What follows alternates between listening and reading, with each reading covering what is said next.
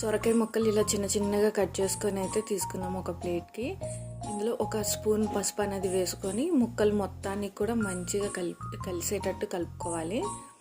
ఇలా కలుపుకొని స్టవ్ మీద పెట్టుకొని జస్ట్ ఒక బాయిల్ చేసుకుందాం, పక్కన పెట్టుకొని. ఈలోపు దోసపిండి, మనం ఏదైతే దోశ తీసుకుంటామో దోసపిండి, అందులో ఒక స్పూను మిరియాల పొడి వేసుకొని ఆ మిరియాల పొడి మొత్తం కలిసేలాగా కలుపుకోవాలి. మిరియాలు అనేది మనకి స్టమక్ మంచిగా ఉంటుంది అనమాట, డైజెస్ట్కి వాటికి.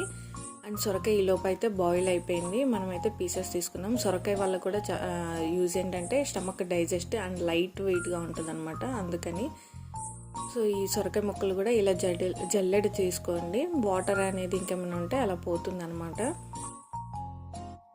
దీన్ని గ్రైండ్ చేసేసుకున్నాం. సొరకాయ పీసెస్ ఇలా మెత్తగా సొరకాయ అనేది గ్రైండ్ చేసేసుకున్నాము.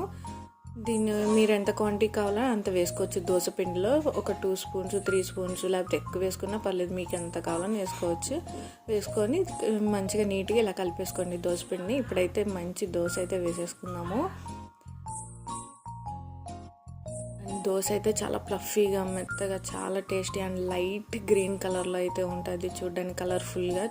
ఎప్పుడు రొటీన్గా కాకుండా ఇలా డిఫరెంట్గా కూడా ట్రై చేస్తే మనకి హెల్తీగా అండ్ స్టమక్ కూడా చాలా లైట్ వెయిట్గా.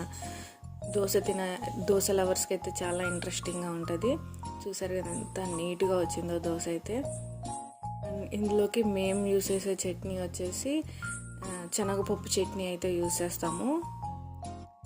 శనగపప్పు చట్నీ విత్ పచ్చిమిర్చితో దోశ అయితే చాలా టేస్టీగా ఉంది.